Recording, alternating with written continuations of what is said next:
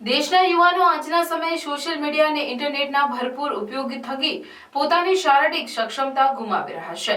ત્યારે વિવિધ રમતોના આયોજન થકી સામાજિક આગેવાનો બાળકો અને યુવાનોને ક્રિકેટ, વોલીબોલ, ફૂટબોલ સહિતની વિવિધ રમતો રમવા પ્રોત્સાહિત કરી રહ્યા છે।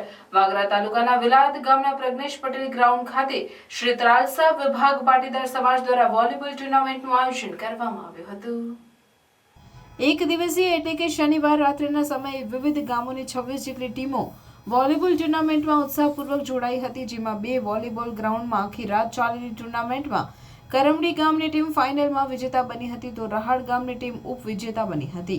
વોલીબોલ ટુર્નામેન્ટના ઉદ્ઘાટન પ્રસંગે ભરૂચ ડિસ્ટ્રિક્ટ બેંકના ડિરેક્ટર અજયસિંહ રાણા, ત્રાલસા વિભાગ પાટીદાર સમાજના પ્રમુખ જયંતિભાઈ પટેલ, સમાજના સામાજિક આગેવાનો કિશોરભાઈ પટેલ, રાજેન્દ્રભાઈ પટેલ સહિત વિલાયત ગામના અને ટુર્નામેન્ટના આયોજક તરીકે પ્રજ્ઞેશ પટેલ અને તેઓના સહયોગી રશ્મિન પટેલ, સમીર પટેલ, કલ્પેશ પટેલ સહિતના ઉત્સાહી યુવાઓ જોડાયા હતા। વિશેષમાં પોતાના વક્તવ્ય સમયે અજયસિંહ રાણાએ સ્વર્ગીય ચંદ્રકાંતભાઈ પટેલ સાથેના સ્મરણો યાદ કરી ભાવુક થયા હતા અને શ્રદ્ધાંજલિ પાઠવી હતી।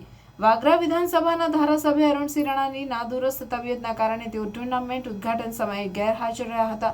ત્યારે વિલાયત ગામના આગેવાન ચૈતન્ય પટેલે જણાવ્યું હતું કે આજના આધુનિક અને મોબાઈલ મેનિયાના સમયે રમતગમતની ટુર્નામેન્ટોના વારંવાર આયોજનો થતા રહે તો યુવા વર્ગ મોબાઈલ, લેપટોપમાં ગેમો રમવાનું છોડી શેરી ગલીઓની રમતો થકી આગળ વધે અને દેશનું ભાવિ ઘડે, તેમજ તેઓમાં મિત્રો મંડળો થકી કામગીરી બાબતનું મહત્વ વધે।